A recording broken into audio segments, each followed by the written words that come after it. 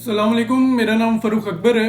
किसी भी बिजनेस में कस्टमर को आइडेंटिफाई करना बहुत ही मैटर करता है। अगर आप कोई भी बिजनेस कर रहे हैं तो आपको सबसे पहले ये पता होना चाहिए कि आपका कस्टमर कौन है, आपकी टारगेट मार्केट क्या है, उनकी रिक्वायरमेंट्स क्या है, आपने उनको आइडेंटिफाई कैसे करना है, या आपने उनको ऐसी सर्विसेज या प्रोडक्ट ऑफर करनी है जो उनकी तमाम रिक्वायरमेंट्स को पूरा करें। कस्टमर जो है आपकी जो भी सर्विसेज हैं या प्रोडक्ट्स हैं से सेटिस्फाई होना चाहिए। रियल एस्टेट की बात की जाए तो रियल एस्टेट में कस्टमर आइडेंटिफिकेशन बहुत ही मैटर करती है। रियल एस्टेट बिजनेस में जो सबसे इंपॉर्टेंट चैलेंज होता है वो यही होता है कि आपने ये आइडेंटिफाई करना है कि जो कस्टमर या क्लाइंट आपको कॉल कर रहा है वो जेन्युइन बायर है या नहीं है। अगर आप अपने क्लाइंट को आइडेंटिफाई करने में नाकाम हो जाएंगे तो ना सिर्फ आप अपना कीमती वक्त जाया करेंगे बल्कि आप अपने बहुत से फाइनेंशियल रिसोर्सेज भी जाया करेंगे। बहुत से रियल एस्टेट एजेंट्स इसी वजह से नाकाम हो जाते हैं क्योंकि वो ये आइडेंटिफाई नहीं कर पाते जिसको वो सर्विसेज प्रोवाइड कर रहे हैं वो सीरियस बायर है या नहीं है। आपने रियल एस्टेट बिजनेस में जब भी काम करना है आपने इन चीजों पे स्पेशली फोकस करना है जो आज की वीडियो में हम आप लोगों के साथ डिस्कस करने जा रहे हैं। जो फर्स्ट इंपॉर्टेंट पॉइंट है वो ये है कि आपने सबसे पहले अपने कस्टमर की जो सीरियसनेस है उसको आइडेंटिफाई करना है।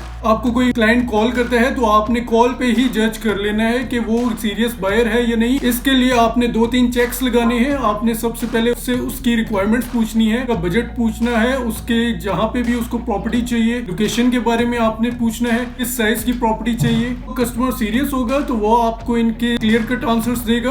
अगर वो सीरियस नहीं होगा तो वो आपको इन चीजों के टू द पॉइंट आंसर्स नहीं देगा। तो वो आपसे कहेगा कि आप मुझे किसी भी लोकेशन में प्रॉपर्टी दिखा दें, आप मुझे किसी भी साइज की प्रॉपर्टी हो जाए, और बजट की तो बिल्कुल टेंशन न लें, जितना भी बजट चाहिए होगा हम वो प्रॉपर्टी परचेज कर लेंगे। तो सीरियस बायर को जो आइडेंटिफाई करने का सबसे बड़ा चेक है वो ये है कि वो हमेशा आपको टू द पॉइंट अपनी रिक्वायरमेंट्स बताएगा।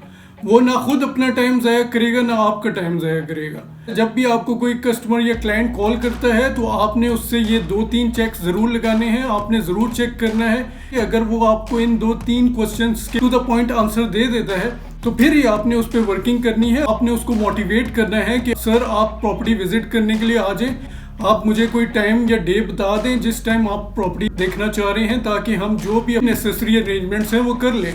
इससे ये फायदा होगा आपको कि अगर वो क्लाइंट विजिट करने आ जाता है तो वो डेफिनेटली सीरियस बायर है, वो टाइम ज़ाया करने नहीं आया, वो प्रॉपर्टी परचेज करने में इंटरेस्टेड है। लेकिन अगर वो प्रॉपर्टी नहीं देखने आता और आप ही उसको कॉल कर रहे हैं कि जो टाइम और डे वो डिसाइड करता है, और बजाय इसके कि वो आपको कॉल करे आप उसको कॉल कर रहे हैं लेकिन वो आपकी या तो कॉल नहीं उठा रहा, फिर आपको वो कहता है कि मैं अभी आज बिजी हूँ, मेरे पास टाइम नहीं है, तो आपने ये समझ जाना है कि ये क्लाइंट सीरियस नहीं है, ये सिर्फ टाइम पास कर रहा है और आपने उस पर बिल्कुल भी टाइम ज़ाया नहीं करना।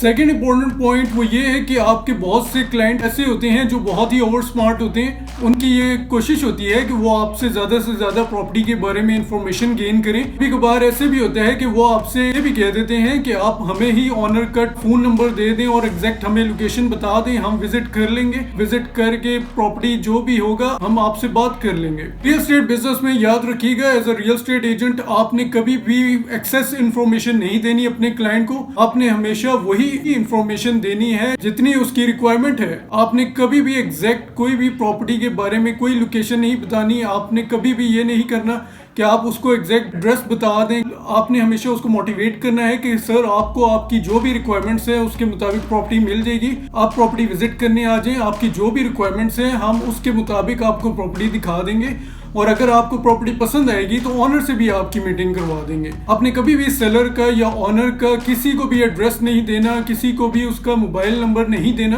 आपने खुद ही डील करना है। क्योंकि अगर आप अपने क्लाइंट को ही सारी इंफॉर्मेशन दे देते हैं तो फिर मेरे ख्याल से आपको अपना ऑफिस पैकअप करना चाहिए और कोई और बिजनेस करना चाहिए।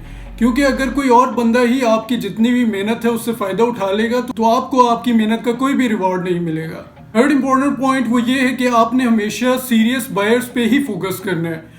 Real estate agents normally real estate business में नाकाम हो जाते हैं क्योंकि वो फोकस जो है उन कस्टमर्स या क्लाइंट्स पे करते हैं जो कि नॉन सीरियस होते हैं। वो 1-2 महीने नॉन सीरियस क्लाइंट्स को लेके घूमते रहते हैं और ना सिर्फ अपने फाइनेंशियल रिसोर्सेज को ज़ाया करते हैं बल्कि अपने कीमती टाइम को भी ज़ाया करते हैं। लिहाजा आपको जिस तरह मैंने फर्स्ट पॉइंट में बताया है आपने चेक्स लगाने हैं, और अगर आपका क्लाइंट सीरियस होगा तो जो भी टाइम वो आपको देगा वो ज़रूर विजिट करने आएगा। फर्स्ट विजिट में उसको कोई प्रॉपर्टी पसंद नहीं आती तो डेफिनेटली वो और भी विजिट्स करेगा। लेकिन आप उसके साथ जो भी टाइम डिसाइड करेंगे वो ज़रूर उस टाइम पे प्रॉपर्टी विजिट करने आएगा। वो कभी भी ऐसे नहीं करेगा कि आपकी या तो वो कॉल नहीं उठा रहा, और बजाय इसके कि आप उसको कॉल कर रहे हो वो खुद आपको कॉल करेगा और वो आपसे खुद पूछेगा कि अगर कोई प्रॉपर्टी उसकी रिक्वायरमेंट्स के मुताबिक है तो वो विजिट के लिए आ जाता है। लिहाजा आपको जब भी इस तरह का कोई क्लाइंट मिलता है आपने 100% उसके लिए वर्किंग करनी है।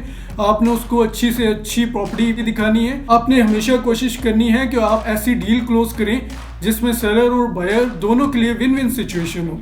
ऐसी सिचुएशन ना हो कि जिससे या तो सेलर का ज़्यादा फायदा हो रहा हो या बायर का नुकसान हो रहा हो। तो आपने इस तरह की डील कभी भी क्लोज नहीं करनी। आपने हमेशा वही डील क्लोज करनी है जिसमें दोनों का फायदा हो। आई होप आज की वीडियो में आपको कुछ ना कुछ सीखने को ज़रूर मिला होगा। अगर आपका कोई क्वेश्चन हो तो आप कमेंट्स में मेरे से पूछ सकते हैं। अंटिल नेक्स्ट वीडियो, अपना रखिएगा बहुत ही ज़्यादा ख्याल। अल्लाह हाफिज़। पाकिस्तान जिंदाबाद।